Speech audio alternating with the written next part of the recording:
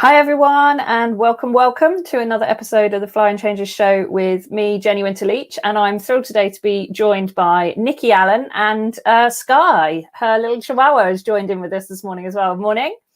Morning. How are you? Oh, we're fine, thank you. Good. Yeah. And just quickly introduce yourself and Sky, obviously, because she has decided very much today that she wants to be a part of our chat, clearly.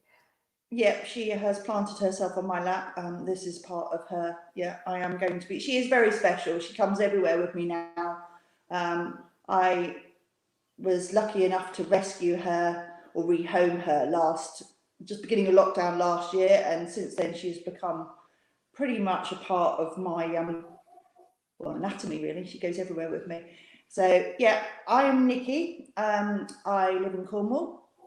I run a livery yard, an equestrian centre with my husband. I'm an equine physio. I'm a mum to a grown-up boy now who's moving to London at the end of next month. I've got 5 step-grandchildren, and I breed my own dressage horses. Well, they weren't dressage horses when I bred them, but they are now. And I'm a dressage rider. And that's something I wouldn't have said to you 12 months ago. No, absolutely. I'm a dressage rider. What an interesting identity statement there. Awesome. Okay, so today we're just going to chat really about what the past year has been like for you, not necessarily from a pandemic front, but obviously that's been involved as well, but from working with us, what's changed for you, why you came to us, and just tell us really a little bit about your story of the past year. So what was it? If you think back, in fact, it was a little bit over a year, really, wasn't it? It was more probably it was 18 months. Yeah, exactly. It was a long time ago now. Tell us what kind of mindset you were in and what it was that drew you to, have a chat with me and decide that you wanted to work with us. So I was working at medium with my horse that I bred. I've schooled him. He's everything that I've done with him, I've done myself. He show jumped. He did British show jumping up to, I'm just looking at him out in the field now. He did British show jumping up to 105s. He did doing newcomers.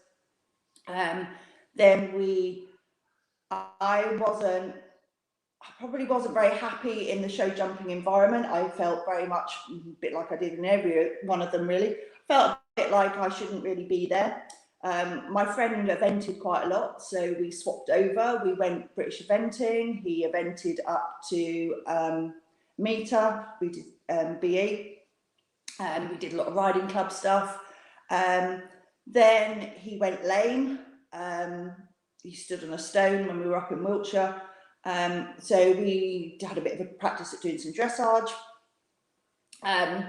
Then I kind of got really bitten by the dressage bug. It very much appeals to my nature as a physio, working with the whole body of the horse, getting him supple, appeals to my nature of, I love schooling, I love training, and dressage is very much, what you put in, you get back out again.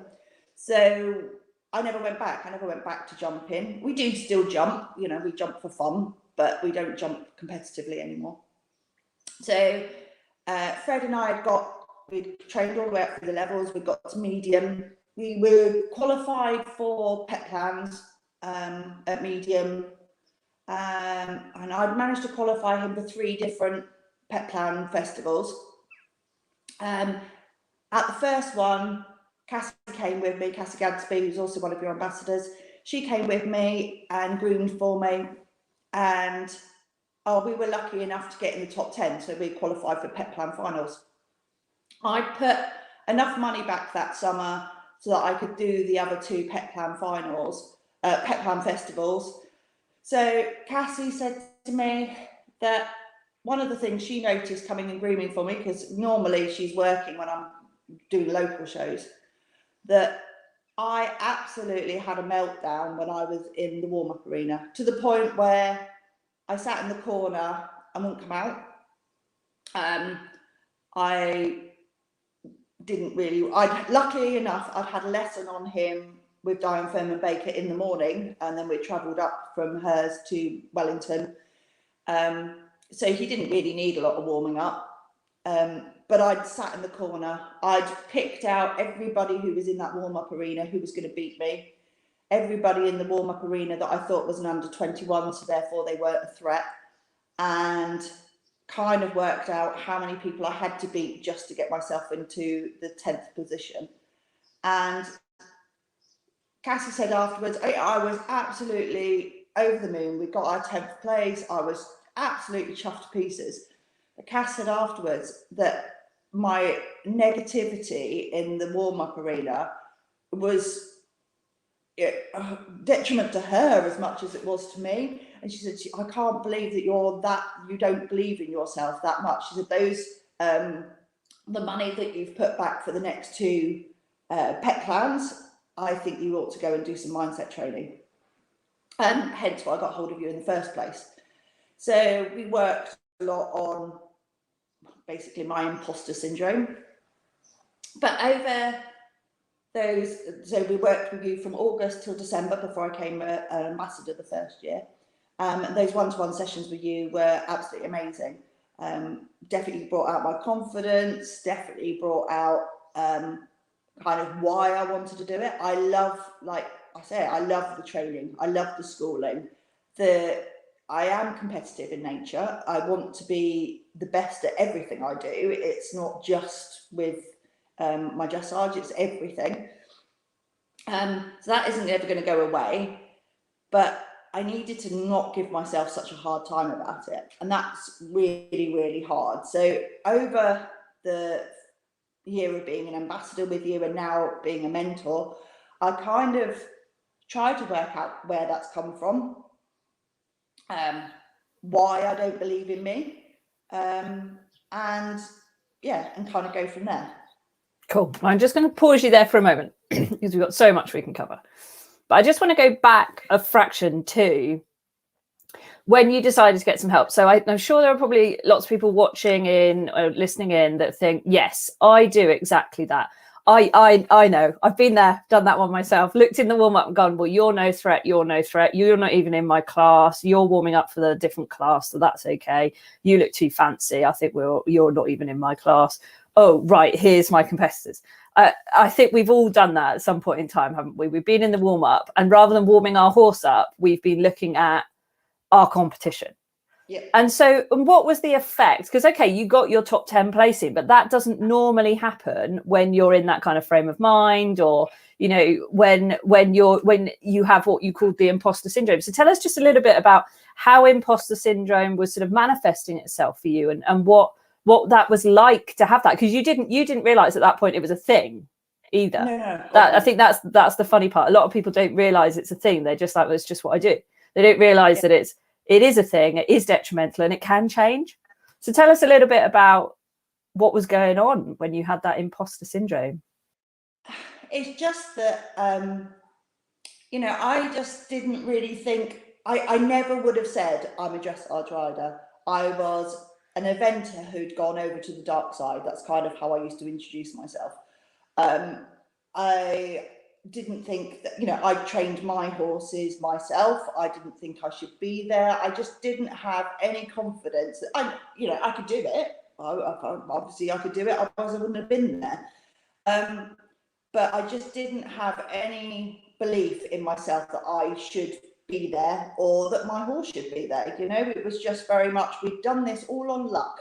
So every time I got a good score, I just think, oh, the judge had a really good day today, and you know, aren't I lucky because the judge had a good day. If I got a bad score, then that would just add to the building blocks of, I'm not good enough, I'm not really supposed to be here. So, and unfortunately, like you said, it doesn't normally work that you get a good placing, because the more that you tell yourself that you're not good enough to be there, and that you believe that those bad scores are the ones that you should get and not the good scores, you end up getting to the point where those bad scores do become more of a norm, because you go in there with this attitude of, well, I'm not going to win, and you kind of I just freeze. I'd come down the centre line, and I used to think it was Fred, oh, Fred hears the bell and he just changes. It's me. I'd come down that centre line, the bell would go, and I'd think I'd be riding exactly the same, and I wouldn't. There's no way. I'd come down, I'd just be thinking, oh my God, I've got to remember my test, I've got to remember this, I've got to remember that. I'd overload my brain to the point where I just didn't do anything. I'd ride the whole test in, oh my God, I can't move. He's in this frame, I can't move, I can't do anything. I've got to remember the test. And all I wanted to do was get out as quick as possible. And yeah, so then the scores started deteriorating and getting worse. And yeah, I was in a mess. So I was just lucky that day. No, I wasn't. I'd worked hard because I'd had 2 days lessons beforehand, and Fred was up for it. I rode my test, I just couldn't ride my warm-up. I think it's really interesting what you say there. I hear this so often. Oh, my horse hears the bell and goes tense. And it's like, well, unless for something's happened that means that the bell is a trigger for your horse and they do get worried, but probably that's something that's happened that means they get worried, is that the minute the bell goes, the rider clamps on and the horse goes, whoa. So it might be your horse doing it, but most of the time, actually, it's the rider that suddenly changes. Do you know, the most interesting one that I find as well is that someone could be schooling and then their instructor or their coach says to them, right, we're going to ride through the test now. I know you found this as well, didn't you? We're going to ride through the test now. And suddenly the tension comes in. So tell us about that. I would have lessons. So Cassie comes over and trains me once a week home here. I have lessons with a couple of other dressage coaches as well, but Cassie's like my main person who comes over every week and runs through my tests. She's really great because she works on making sure my horses go really well in a good soft outline. But she'll come over and she'll record my test for me so I can see kind of what's going on and we can run through it before. I am a really pernickety test rider. I like to test ride at home because therefore I know that I've got it practiced down to the nth. I've gradually weaned myself off that a little bit now, but yeah, I am. But as soon as Cassie was videoing it, or as soon as she was kind of in, doing a mock marking it, I'd come down that centre line and she's going, no, but what has happened to your trot? Your trot has just died. And I couldn't believe I could, in my own arena, at home, my own horse, nothing's happened. I've already had a lesson for half an hour and I've ridden down the centre line and my trot's died. But it's just because all of a sudden I've gone from somebody assisting me and helping me to somebody judging me. Now, if I'm going to do dressage, then that's what you don't enter a dressage test to not be judged. I mean, that's a bit pointless. So, I've got to get over that bit that I've still got to ride the same. If I'm coming down the centre line for a practice to whether I can get my test, or whether I'm coming down the centre line and being judged, whether it's John, whether it's my husband, or whether it's Cassie, or whether it's anything. I just freezed. Which is ridiculous because I school horses for other people. I have I sell horses, not that often, but I do sell horses. So I ride in front of everybody else. I've ridden in front of other people since I was 7 years old. So for some reason or another, why it sort of manifested itself in my dressage was beyond me. Now I know, and now I'm working on it more, and it's just now more of a skill set that I've got to kind of improve. But because it means so much to me, and for me it's really important on a it's not just them judging my dressage test. For me, it's judging how good I am at my job. It's them judging how well I've schooled my horses. And yeah, it means a lot. And that's where it's not just a competition. And that's when I knew, you know, that it's because it means so much. That's where I've got to work on it.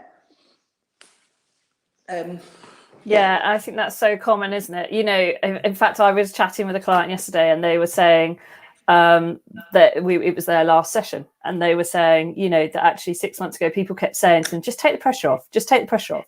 And what they thought that meant was just care less, just care less. And she was like, I can't, because she does care. You know, you want to do well, you want to improve, but actually she didn't realize is that it meant take the pressure off is a different thing altogether, but she didn't have the tools and the techniques. And I think you were in that position as well, which was you needed to take the pressure off, but you still care. It's still really important to you. It's still something you love. It is potentially a reflection of your business and what you do.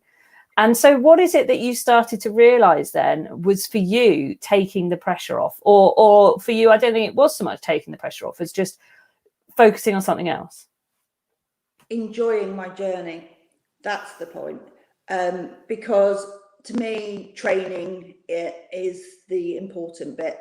I love training my horses. You know, I could school my horses 3-4 times a day if they'd let me.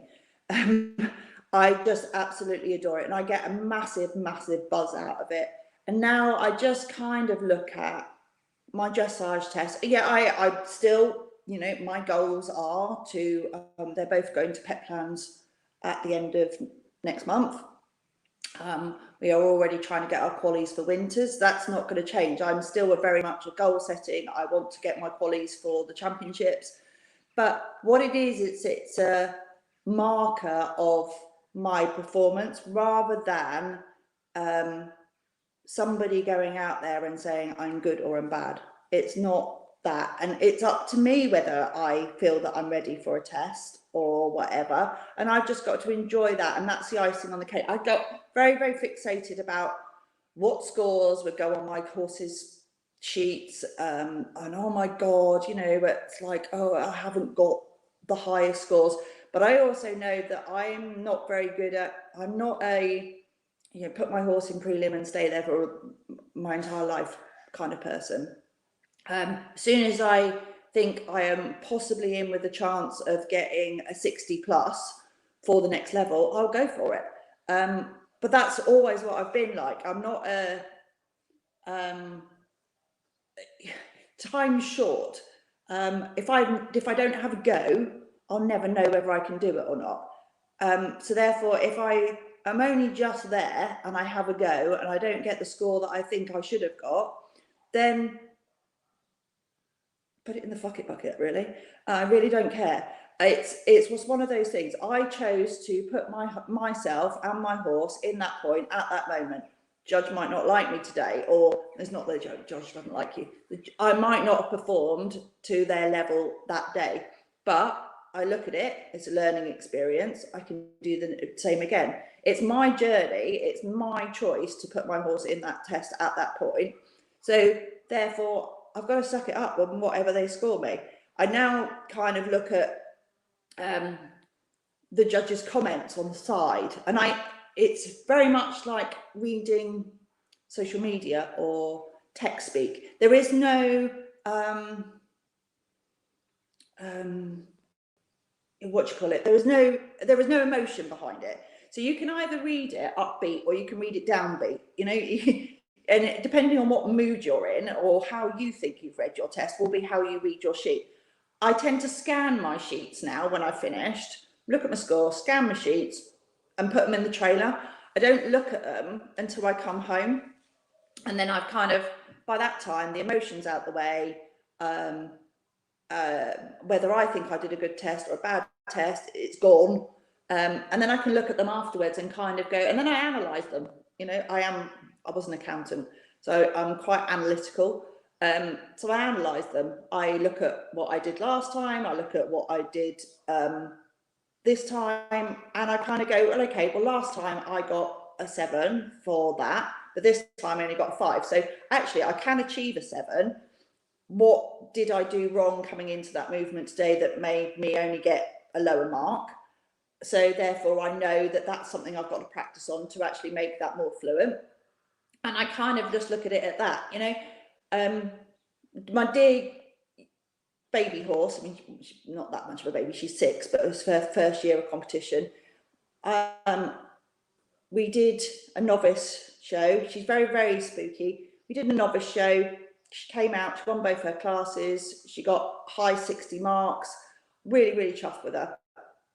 A couple of weeks later, we had a List 1 international Olympic judge come down, local. It was organised by one of my other dressage trainers. Massive experience, massive like opportunity. And she said to me, or my dressage trainer said to me, she, have a go at putting her in for elementary. And I was like, well, we haven't even practiced any of the movements for elementary. She can leg yield. We use that at home as training, but we'd never run through an elementary test. She'd not done a simple change. So I was like, well, we're just not, we won't be ready. And she said, well, it's a learning experience. It's a 3-day show. Just pop her in. She's capable of it, but it will be, you know, it will be a learning experience. I popped her in the elementary. I popped her in the elementary classes for the weekend. Now, knowing what I knew from her training level, I knew that I wasn't going to get very good marks. My test riding clinic on the first day, she got 65, 66%, absolutely chuffed to pieces. She was a good girl. And I didn't have the pressure of, I was riding for somebody else, but I didn't have the pressure of actually riding a test. And I know that she's a tough cookie. But Darcy was having her first away show. So all the things that you told me not to do. So go up a level, change the venue, being on an away show. Well, basically everything you told me not to, I did that weekend. But thanks. I kind of knew thanks for that. I was pushing myself out of my comfort zone, and I'm using it as a training experience. Fine. So, yeah. So it was kind of, I'm not doing this as in this is a competition and I expect to win. I'm doing this as this is a training experience. So I will see how she is, and you know, this for her is going to massively be amazing for her confidence. And you know, she took it all on board. Some of our scores weren't great, yeah, I messed up my test because I hadn't really learned an elementary test for quite a while. Freddie's at advanced medium now, so I haven't ridden an elementary test for a long time. But you know, she did it, and I had to. After the first day, I gave myself a bit of I was pretty down in the dumps. Not after the test ride, after the first day of competition, I was pretty down in the dumps. And there were some really top riders there that weekend. Some Anna Ross's stables not very far away from me, and all her riders, and they were going out with, it was the weekend before qualies finished, so they were going out with all their young horses. And whereas before I would never have ever had enough confidence to speak to them, I kind of said to them, you know, am I pushing my horse too much? Am I pushing myself out of my comfort zone? Should I stay at novice where, you know, she was quite comfortable and, you know, I'd done what I needed to. This was kind of what, if I qualified for pet plans at elementary at the same time, it would have been cool, but, you know, it wasn't a thing that I was really trying for. And they were absolutely lovely. And because I'd taken the time and pushed myself out of my comfort zone to speak to them, I got some really, really great feedback from them and felt a lot better about it. And then they went into the last day of the competition thinking, well, it's my journey. It's not up to the judge to decide whether I've put my horse in for this test or not. She doesn't know my story. She doesn't know where I've come from with Darcy. She doesn't know what I'm doing or why I'm there. So yeah, I've just got to take those scores, suck it up, kind of do my analytical review when I get home, kind of work out where I want to, and dropping her back down a level to novice now, she's so much more confident. She's feels so much more prepared. And I know now we can go into our novice to qualify for the winters and hopefully get our elementaries at the same time. But again, it's just not taking everything to heart. They're not, those judges aren't there to, you know, you kind of, I used to come out, that judge hates me, I'm not going into that show because that judge hates me. Yeah. But it's not that at all. They're there to judge what they can see, and they don't know what happens beforehand or anything. No. And I think the concept that you described beautifully there is another key element that we work with people a lot on, which is the concept of judgment versus analysis. And judgment is very emotion driven. It's very subjective. It does boil down to, you know, whether the judge has had a nice lunch can actually affect these kind of things. You know, genuinely it can, you know, but also it does boil down to what they are looking for and whether or not you're hitting that mark. Well, you don't know what they are looking for, because even with the judging standards, there's still differences from different judges, isn't it? And some of them like it one way and others like it another. And what you were doing previous to this was adding the emotion and adding the judgment in yourself when you read that sheet. Like you say, depending on how you're reading that sheet will depend on how you interpret it. And that is life, you know, that whatever filter things are passing in through, whether that be the happy filter or the annoyed filter or the disappointed filter or whatever, that's what you'll get. And if you can remove that side of it. Now, that's not to say don't have emotion. In fact, I was talking to someone about this the other day. And I was saying, have the emotion, be annoyed, angry, upset, elated, happy, overjoyed, cry, whatever. That's fine. You can do that. But then do the analysis element once you've had that emotional response, because that's what you now do, isn't it? You now look at it when you're in like neutral again and look for the information you need in order to improve. So what is it that you do with those scores, with that sheet, that then helps you to decide what next, what to improve upon without the emotional element now? So yeah, me being, like I say, accounting brain, I have a spreadsheet system.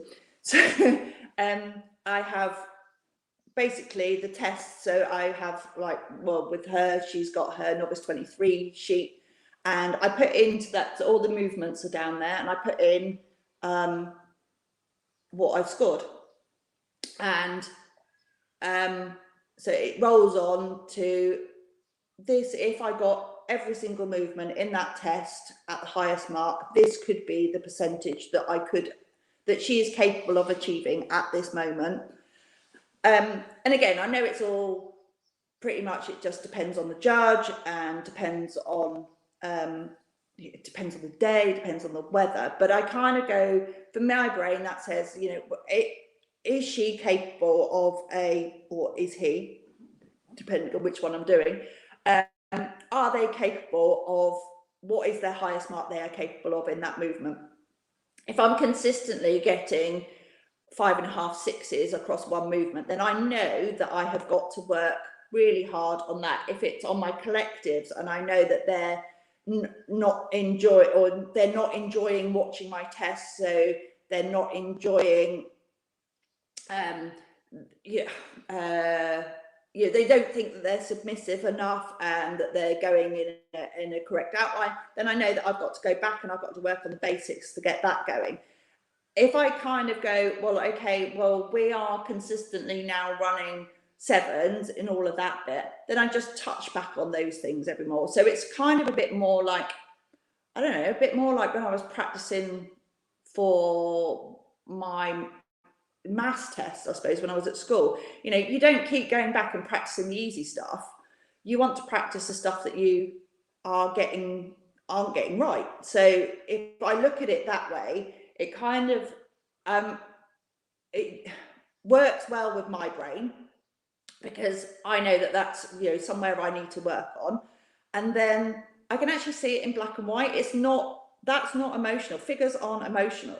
They can't be. You can read whatever you like into words, but figures aren't emotional. So therefore you can kind of go, okay, well, that is worth a 5.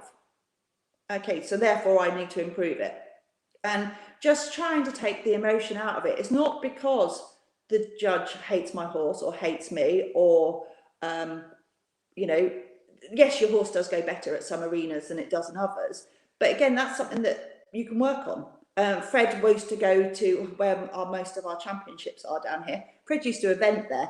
So when he used to go there, he used to get excited. I mean, he thought he was going eventing. So, you know, in the warm up there or in the test there, he could be an absolute git. You know, he'd be bouncing around all over the place. He could do beautiful tempo changes. Well, we're not supposed to, but he could do them. So, you know, go back a step. There's no point me going, okay, well, let's take him there when it's just a championship. We went up there when it was a couple of quiet days. We worked on that. We worked on getting him just settled there, making him realise that he wasn't going to be doing anything super hyper when he got there all the time. And now he's Mr. Chill Pants there again. So again, it's just kind of working out what you need for your journey in a more of an analytical view rather than an emotional. This is learning. You can put the emotion in it. I mean, now I get excited again when I'm about to have a competition. I used to almost dread it. I knew I wanted to do it, but I dread going because I was dreading somebody emotionally draining me, because that's how I used to read it. I used to take it so personally. Now it's not, there's no point taking it personally. They might not even know who I am. I mean, the local judges, you turn up every other week, they do know who you are, but they don't, you know, I speak to them afterwards and, oh, you know, how did you think that test went? They probably don't remember. You know, they judge, I don't know how many horses in each class, how many classes every day. They don't really remember just your test. It's not personal for them. That's their job. So, you know, you can't take it personally because they're not. And then you just take that out of it and just use it as a learning experience. It's fun. We do it for fun. These horses are expensive to run. There's no point giving ourselves a real hard time about somebody going, oh, you know, that's not worth it. Just go home and work on it and then come out the next day. Yeah, absolutely. And so I train with someone who is the technical manager, I think is technical lead, maybe. I can't remember the exact job title that he has for the Canadian Paralympic team. And this is exactly what he does. When you say about your spreadsheet, this is what he does for them. He tracks continuously the test so that he can look at, right, that's constantly a 6. How do we get it to a 7? That's always an 8. Okay, fine. Or not always, but consistently enough. You know, one of the things people are always saying to me when I ask them, what's your goal? They say consistency. And I'm not sure we can ever really get consistency in our sport because we are riding a sentient being. There's environmental factors, like you say, and then there's judging involved. So there's not enough constants to have consistency in that respect. However, if you feel like you're improving, or at least you feel like you're not going backwards, then that is consistency enough. But if you're tracking it, then you can really see where there is some consistency. You're never going to get consistent tests or consistent scores, but you could get consistent marks in a certain area, or consistent collectives, or consistent marks where they need to improve. And that's exactly what you've just been talking about there. Yeah, I mean, you can also see, like, if it's a certain venue where your horse doesn't go well, then you can kind of go, well, actually, he really doesn't go well there. And if it doesn't matter that he doesn't go well there, don't go there. That's it. Yeah. I mean, it's really is quite that simple. Unless you really want to be going there. I know there's one arena that we go to that's got a road running right beside it. Now, Freddie's not great in traffic. I don't need to go there. I won't go there. You know, I know he doesn't go very well there. So therefore, I get there going, oh, I know Freddie's not going to go very well here. So it doesn't. You set yourself up, yeah. Yeah. So it's control the controllables, isn't it? Yeah. So I just don't go. You know, it's not a be all and end all that I go there. It's, you know, and I try to make everything as spooky and do what you can at home to prepare for those, but you're still in your home environment. You're still in your comfort zone. So, you know, unless you push yourself out of that a little bit, then you're not gonna, you know, don't do what I did at Bicton and throw yourself in the, go up a level, go new, whatever, you know, do it gently. But, you know, I'm big enough and ugly enough to know that I am, you know, I did it and I knew what I was doing in some I think ways. that's the thing, isn't it? Yeah, is that you knew that you were going against what advice is given, but the advice is given to achieve your best. And if you weren't going there to pull out a performance, you were there to train, to get feedback, to throw her in a bit almost deliberately at the deep end, then it's okay to change lots of things at the same time. The only thing is, of course, then unpicking which bit made the difference, but it didn't matter because for you it was a case of, right, she's just got to deal with this. Yeah. I'm not scared of the outcome, and I'm not worried about the result. So you weren't doing something dangerous, and you weren't bothered by the results. So that's okay. But if you're trying to get your best performance, that absolutely wouldn't have been the right thing to do. New level, new venue, young horse, and all of that. And then come out going, oh, why didn't I pull out my best performance? Too many variables. The only thing that bothered me was, and it was one person's opinion, was that I'd pushed her too hard, and that they would have wanted to have seen her perform better at a lower level. And I was like, so yeah, that's what bothered me the first day. And I was like, but actually that's one person's opinion, and do I take one person's opinion over why I thought that this was a good point in my training journey? Probably not. So therefore, you know, I said I just sucked it up and kind of went on. But what I was proud of myself about was how I could warm up with those people that they are professionals. That's what they do. I mean, Beth Bainbridge rode 7 different horses in 14 different tests on one day, and didn't have a caller. Some of those horses she'd never sat on beforehand, and she was pulling out 65% plus scores for the whole lot. There is no way that I'm going to compete against that. I just can't. I'm not that person. I don't do that for a living. I don't have a trainer in my back pocket every day. And, you know, I've not done dressage for as long as Beth has. So there's no point. There is no comparable between the two of us. But I warmed up beside her. I asked her opinion and I asked her advice, and I didn't feel scared of it. And that's kind of where I could go, well, actually, that's where I held my own.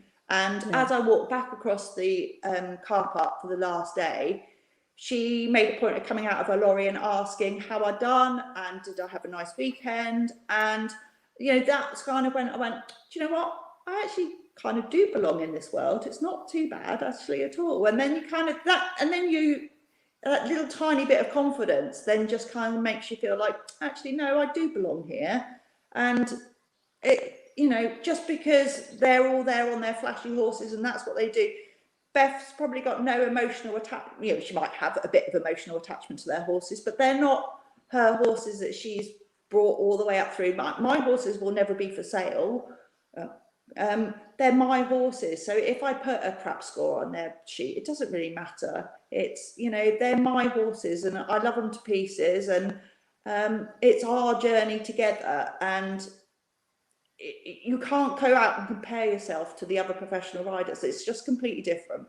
Yeah, absolutely. I mean, I've got one client who would constantly go on and on about how they're not as good as the others in her class, but she was the best amateur in the class every single time, hands down, best amateur, best amateur, best amateur.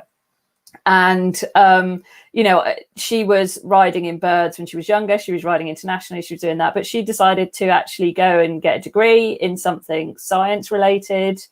And then from that, go into a corporate type job. And she's out now competing against these guys who continued on as riders. That became their profession. And so funnily enough, she's not as far forward as them because she wasn't doing it day in, day out on really great horses, with really great instruction and constantly all the time. But then equally, they would never have been able to do what she went and did because they haven't got those skills. And people forget that riding is a skill that has to be honed and practiced, just like, you know, most of the people I work with, their professional career is not riding. Most of the people are just like yourself, leisure riders. We do it as a hobby. And they forget that actually, you know, what they do in their job, if they said to someone, right, come on, go and do my job for a day, people are like, don't be ridiculous. I can't do that. But they don't think of it that way when they look at a dressage rider, a professional rider. They forget it's their job day in, day out. And I thought, because, you know, I'm a physio and I work on horses every day, you know, that is, oh God, you know, I'm in the profession. I'm not a dressage rider, not a professional dressage rider. I am a equine physio. You know, they wouldn't be able to come and do an assessment and rehab on a horse. So wherefore I can't expect myself to go be in there and be able to pull out the scores that they can, or sit on that horse for the first time and then pull out a 65% test, you know. I mean, it's just not going to happen, because that's not my skill set. My skill set is the fact that I school my horses in the morning before I go off and do physio for the whole day. You know, that's what I do. But you know, it's just about what I've discovered most over the last sort of couple of years. It's just about taking a step back and just enjoying it, because it's just, otherwise it's just super draining.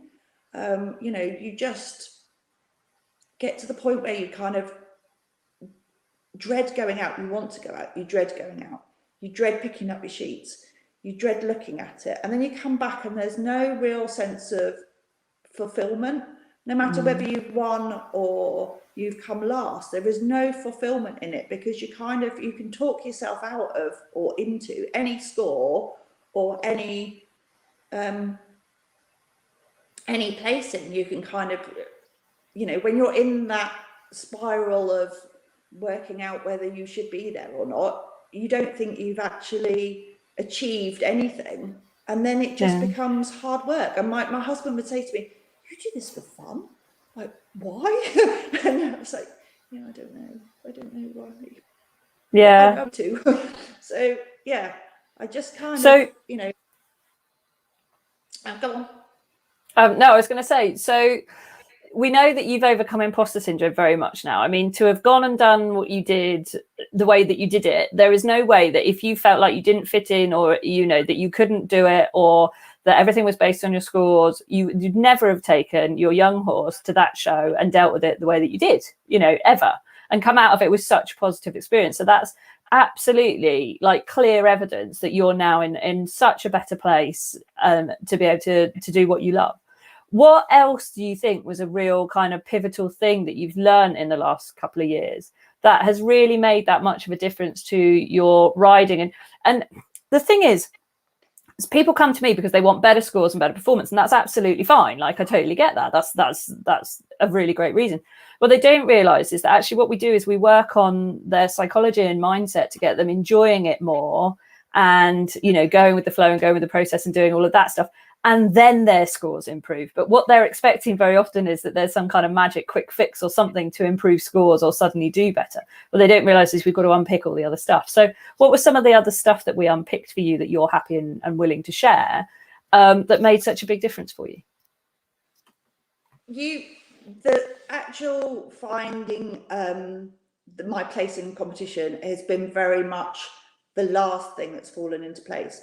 I think what I've discovered over the last couple of years is actually who I am. There was, I think, one podcast you did about finding your me. Well, I didn't really know what my me was. You know, I can easily write it down in my bio. This is what I am and this is who I am. But actually, you've got to find your me and find it in your heart. I know that I love helping people. And one of the things that you helped me discover was the fact that I'd help people to the point where actually I was putting myself last all the time, which is great. It sounds heroic, sounds amazing. But when my health started taking a massive battering for it, and I was exhausting myself to the point where I couldn't do what I wanted to do with my own horses, and I was too fatigued to ride or too poorly to do my competition, then you need to slow down a bit. So the archetype thing that we did in one of the mindsets was amazing, because yeah, I am a pleaser. I want to please people, but I've got to learn to put up boundaries in my own life. So yes, I can still please people, I can still help people, but learn to keep that within a safe environment for me. So if I can't do it, I now say no.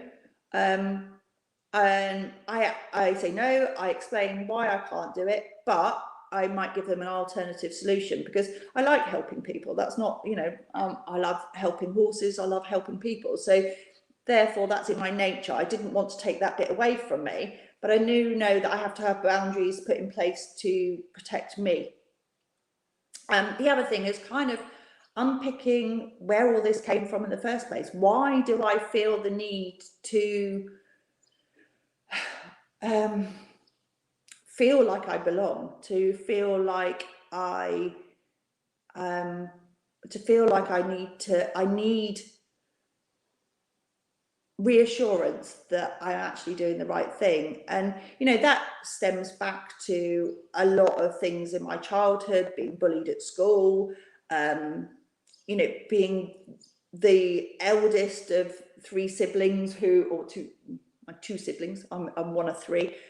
Being the eldest, I was, you know, I found school pretty easy, and I was always, and I'm a strong person. I know I'm a strong person, so therefore I take control of things. And because of that, sometimes people pile stuff on you, and that's fine. But there is only a certain amount that you can take before you collapse. You know, my foundations are very strong, but even then you can only take so much. And sometimes to realize that actually it's okay to lean on somebody else, or to offset it, or just to say, oi, hang on a minute, I've taken enough, just give me a breather for a second and everything's fine. And kind of that was how it was manifesting in my riding. And it has done all through my life. It's been whatever, you know, when I had postnatal depression when Ryan was born, but at that point he was the most important thing in my life. I had points in my life where I thought that I was a crap wife. You know, when Ryan was a bit older, you know, I had cognitive behavioural therapy, because I was convinced that John was going to leave me. Again, he was the most important thing in my life at that point. And I think, you know, now I've been married 23 years, you know, Ryan's moving off to London. Now the horses are the most important thing in my life. You know, my family and is super important, but they're pretty stable. You know, that's not likely to, you know, God forbid that ever changes. The riding is now something I can work on, and so it's important to me.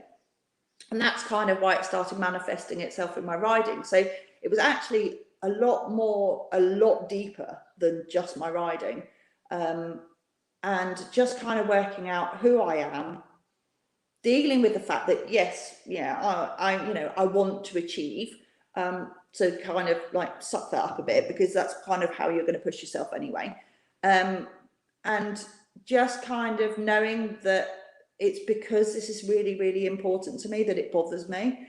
And yeah, just try and enjoy it. And I think probably in 10 years time, I'll be nearly 60. So, you know, I might be thinking about slowing down, but hopefully in 10 years time, I can look back at this and kind of go, well, actually, yeah, that was a really, really great part of my life, just like bringing up Ryan was, and you know, being married to John has been. It's all part of life's journey. And if I don't start enjoying it, these 10 years are going to go past with me being a nervous wreck and actually not enjoying this new stage in my life. So yeah, it's very, very much deeper than just your riding. And you know, you don't it's not one of those therapy things that kind of make you go in and you know, tell you about my backstory. Don't need to, but what it does give you the skills is to kind of work out where you are, work out your why, and then you can work on it and kind of think, okay, well, I can live with that, I can't live with that bit. I now surround myself with people that I like, you know, even my clients, last year I made the decision that we weren't going to do DIY livery anymore. I've still got them. I've still got some, and I've got a lovely, lovely bunch of DIY liveries. They are like my little family, and I love having them around. We all G each other up. We did a load of dressage anywhere during the winter when we weren't able to go anywhere else. And we all support each other. Most of them watch your lives in the morning, and they'll go, oh, that's really right, we got something from that, or we know why you do that now. And I'm like, yeah, well, all I can do is pass on my little bit of knowledge that I know. Take it, leave it, do whatever, but we're all like just one big family. And again, you surround yourself with people who've got the same reason in life to be, then it kind of just makes life a lot easier, and then everything else starts slotting into place, and you just start beginning to enjoy life a little bit more, and then it shows in your riding. Awesome. Gorgeous. I mean, yeah. I don't know what to say to that. You're entirely right. All of that. It really does. And like you say, it's not about sitting there and telling someone your entire backstory, and because that's justification as to why you are the way you are. Okay, there will be things that mean you are the way you are, but what do you do about it? How do you move on from it? What tools do you need? And you're right. I like to think that it's giving you the tools to fish rather than feeding you a fish. It's saying, well, here's the tools. When you come across something again, you go, oh God, that harks back to that, or God, that's just popped up. Where'd that come from? That you can then do something about it, not have to contact me and go, help, I need rescuing again, because it's a bit tiring trying to do that for everyone. I think I'd burn out. So yeah, I mean, is there anything else that you want to kind of add, or say to people where you've got this opportunity today? I think it's just, you can't go back and change what's happened. Whatever's happened, whether it's, I can't say I had a bad childhood. I didn't have a bad childhood. Most things are, everyone's probably had some sort of bullying at some point or another. I had, my mum and dad were great. They supported me, but perhaps sometimes the people I surrounded myself with didn't have the same end goal as what I did. But again, it doesn't matter. Your journey is your journey. We only get to do this once. So put the past in the past, use it as a tool, and just kind of find you and go with it. I think that's all I can say, really. Wow, find you and go with it. Just like that. And if people are sat here thinking, how on earth do I find me and go with it? Then there's lots of options, aren't there? Yeah, I mean, it sounds simple, but God, I still have ups and downs, and I still have, I know that the basis is there. And actually, I don't have to do any of this. I don't have to push myself this hard. It's my choice to do it. So therefore, I could cut out so much of my stress and lead a really, really easy life. But I wouldn't be me. And I think that's the thing. It's just finding your me and what you're happy with and what you're not happy with, and just try and, I could make my business so much bigger and so much better if I wanted to. I don't really want to. I'm quite happy with my personal touch that I do and where I am. I've got enough pennies to do what I want to do.